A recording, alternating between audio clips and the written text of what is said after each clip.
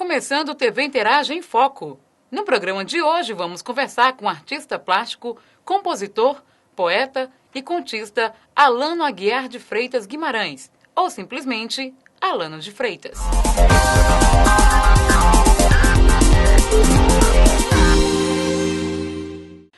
Nascido em Fortaleza aos 25 de outubro de 1950, Alano desenhava compulsivamente desde sua infância e estudou piano entre os seus 11 e 13 anos de idade.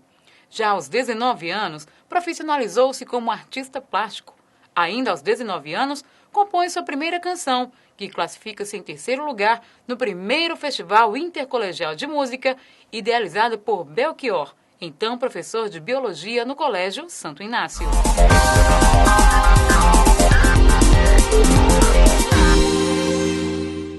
Alano de Freitas também obteve 8 prêmios nos salões de arte, como Salão de Abril, Unifor Plástica, Salão Nacional de Artes, entre outros. Tem publicados 2 volumes de poesia, 2 de contos e 1 de haikais. Já na música, Alano se destacou por suas canções terem sido gravadas por artistas como Zé Ramalho, Davi Duarte, Ana Fonteles, entre muitos outros.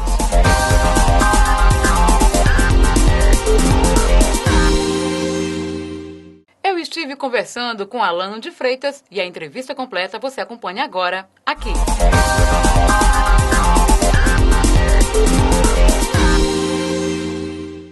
Olá, estamos começando mais um programa Interaja em Foco.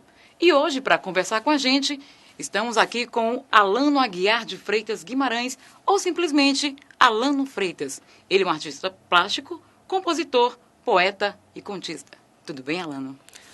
Tudo bem, amiga? Tudo jóia.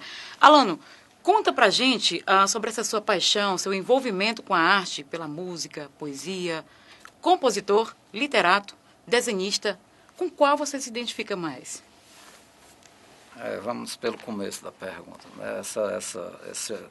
Essa última parte é difícil de responder. Parece que é igualmente.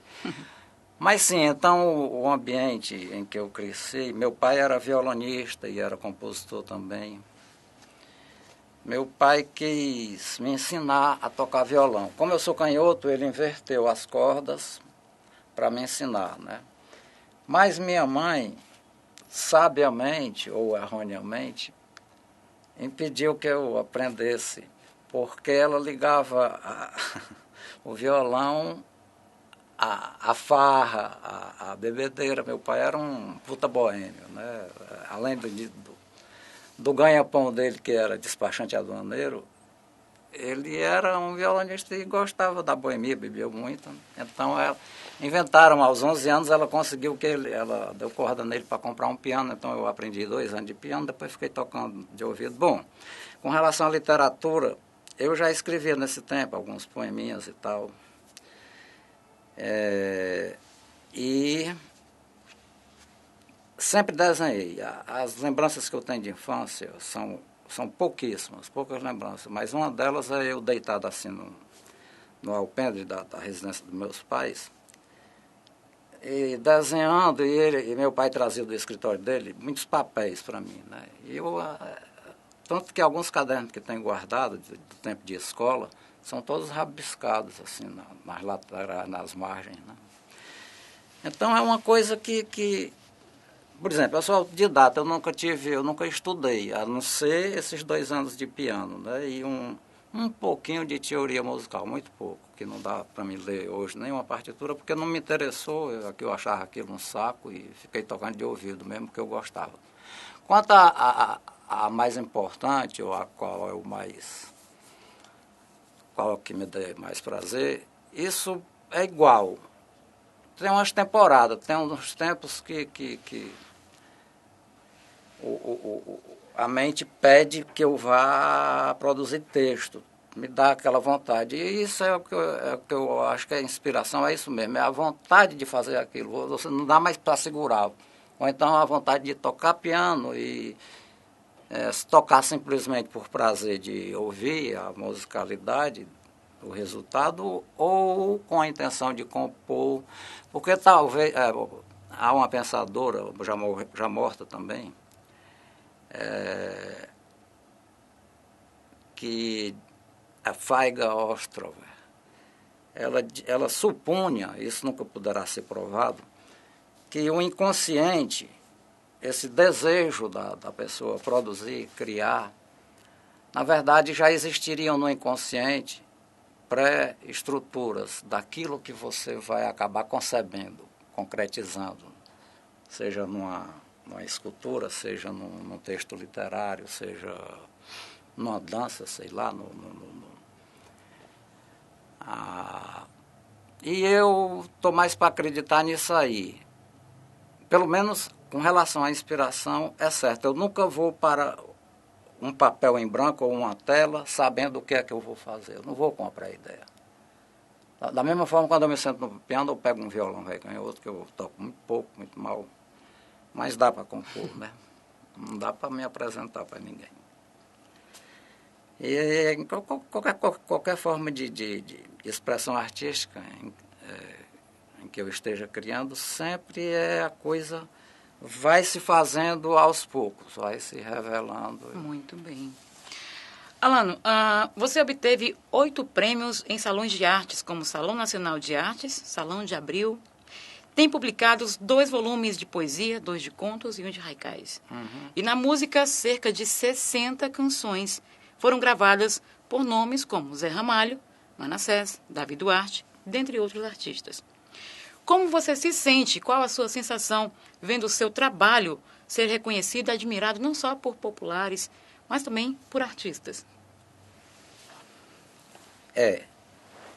Na verdade, pelos artistas, pelo ambiente artístico de Fortaleza, eu sou bem reconhecido, mas estou longe de chegar a ser um cara famoso, bastante conhecido. Muito embora essas premiações e tudo. As pessoas esquecem rápido isso não tem muita importância mesmo, esse negócio das premiações. A mídia, o seu aparecimento regular, com uma boa frequência na mídia, é que faz, introjeta nas pessoas aquela figura, aquele mito artístico, né? Mas eu estou longe disso. E isso não me preocupa muito, não. Muito bem. Alano, a exposição aqui na Casa de Cultura, aqui de Sobral, tem algum tema que a conduz? Não, eu nunca me importei, até pelo fato de que eu sempre vou sem qualquer ideia preconcebida para trabalhar, eu nunca me importei muito em desenvolver uma temática, em ficar explorando aquele mesmo tema. Eu deixo mesmo que o inconsciente dite e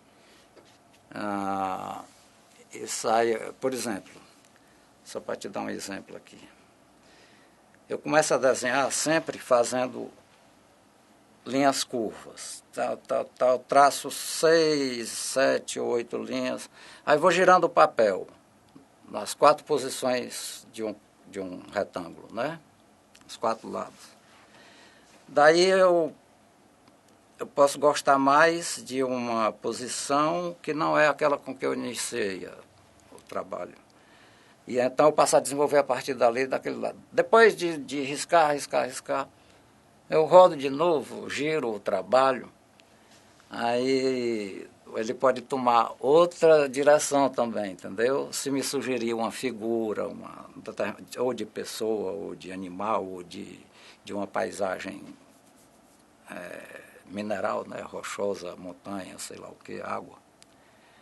E então a coisa vai se concretizando aos poucos, né? Então eu nunca me preocupei com essa coisa da temática e eu acho muito interessante o Milor Fernandes, que infelizmente morreu esse ano, ou felizmente, talvez fosse, né? Talvez até evitado um mal de Alzheimer, né? Quem sabe. Mas o Milor, que era considerado o maior gênio brasileiro por muitas pessoas, ele tinha uma página na revista O Cruzeiro, uma página dupla, na década de 50 e 60, pelo menos até a década de 60 toda, eu creio que o Cruzeiro ainda existia. Depois é que ela foi substituída pela Manchete. A Manchete começou a ganhar terreno e ao Cruzeiro, como eram 2 diários associados, houve a falência dos diários associados. e o Cruzeiro deixou de existir. Mas o Milô tinha uma página dupla de humor, em que ele fazia sempre um haikai, fazia uma redação imitando, como se fosse uma criança de 6, 7 anos que estivesse escrevendo. E desenhos, charges e textos brincalhões com crítica social, sociopolítica, etc. E ele, o nome dessa página dupla era o Pif Paf, ele assinava-se Van Gogh, numa alusão a Van Gogh, né? Era Van Gogh, e havia um subtítulo, um apodo assim que era: enfim, um escritor sem estilo. Eu acho muito legal pelo duplo sentido. É o cara que não estava preocupado com bons modos, com as etiquetas. E aí eu sou igual a ele. Também tô me lixando para a moda, para os mandos dos ditadores de modas e costumes. Muito bem. Alano, você acha que o seu trabalho como artista plástico traduz um sentimento de pertencimento ao Ceará? Olha, é outra coisa que eu nunca me preocupei em falar de minha terra, Fortaleza, o Ceará, o Brasil. Se a gente for assim, a gente vai e acaba dizendo que é terrestre mesmo, e eu falando do mundo, eu estou falando também da minha origem, né? Afinal, nós somos produto do... A gente vem mesmo é da barriga da terra, né? Não é de nenhuma cegonha, claro que não, né? E muito menos de nenhuma divindade. Não acredito em Deus, eu sou ateu, convicto. Bom, eu fiz algumas letras, inclusive a última composição minha, era um poema que consta no meu livro Hemisfério Translúcido, que foi editado, foi o segundo livro de poemas que eu editei. E o Cláudio Nucci, que é aquele cantor, compositor do Boca Livre, membro daquele grupo vocal, né? O Cláudio Nucci musicou. E é uma música que fala nos jangadeiros, nos pescadores de jangada, né? Aqui do Mucuripe. Eu morei um ano na beira da praia mesmo, com a minha família, por volta de 1959, 60, quando eu tinha entre 9 e 10 anos. Então tem você pode pensar aqui e acolá referências à minha cearensidade, a cearensidade de um modo geral. Mas nunca foi uma preocupação minha essa coisa como os baianos têm, né? E até aqui no Ceará o Ednardo, por exemplo, se destaca por isso. Eu acho muito legal que ele tenha seguido nessa linha de louvar a Fortaleza, né? Falar da Beira-Mar, falar da aldeota, falar de não sei o quê, da ponte dos ingleses lá. Ednardo é o único que eu me lembro assim que você pode ver na obra dele retratada uma cearensidade. Muito bem. Alano, você falou uma coisa interessante agora há pouco, e eu vou perguntá-lo. O seu trabalho, ele se desloca entre a abstração e a figuração. Uhum. Quando você vai desenhar ou pintar, você já sabe o tipo de trabalho que vai fazer? Você disse que não, vai fluindo ali no momento. Conta mais pra gente sobre isso. Pois é, como eu te disse, vamos pegar o desenho. Eu fico traçando linhas curvas, ao contrário do Mondrian, que disse que eu vomitava quando via uma linha curva, Pietro Mondrian, seria mais fácil eu dizer que vomito quando vejo uma linha reta. Porque acho que o Mondrian devia ser... Talvez ele não gostasse muito de mulher, né? Gostava mais da reta do que das curvas, cara. Pois bem, mas eu gosto muito da linha curva, da linha sinuosa. Tá? Então eu fico traçando linhas curvas, fazendo uma estrutura composicional, né? Que tenha harmonia, que gere enfim, uma concreção harmônica visual, né?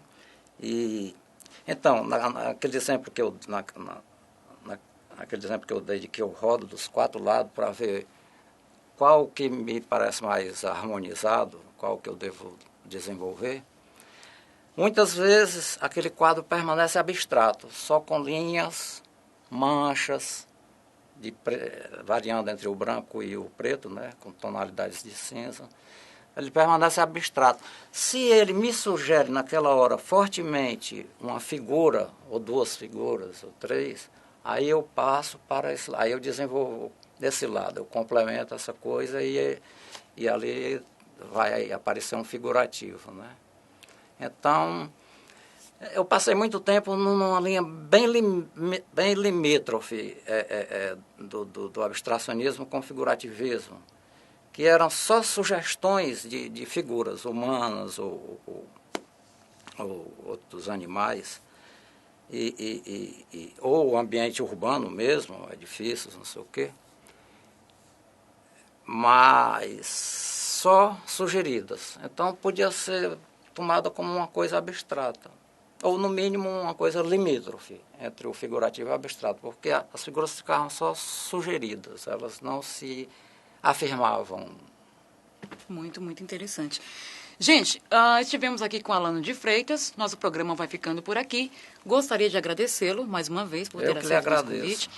E gostaria de deixar aqui o espaço aberto para você fazer o convite, convidar as pessoas para assistir aqui, para prestigiar a sua exposição. Tá Fique à vontade. Bom, então, Lívia, eu te agradeço a Tereza, agradeço a essa moçada que está aqui, 3 que eu não sei os nomes, mas que foram bastante simpáticos comigo, aqui a câmera e mais 2 ali, diretores, sei lá. E convido o povo sobralense, de quem eu gosto bastante, sempre fui bem recebido aqui, e tenho várias amizades. O Veveu, por exemplo, que é o prefeito de vocês, o Veveu eu conheço há 35 anos de Fortaleza.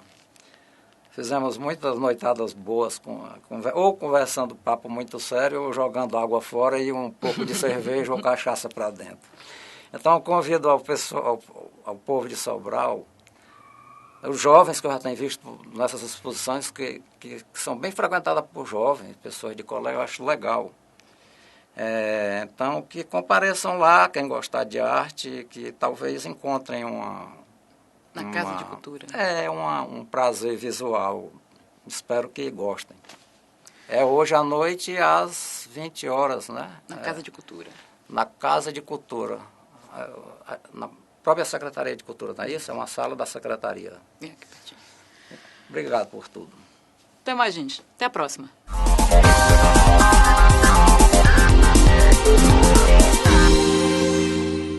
Gostou do programa de hoje? Interaja conosco no e-mail tvinteraja@intad.com.br.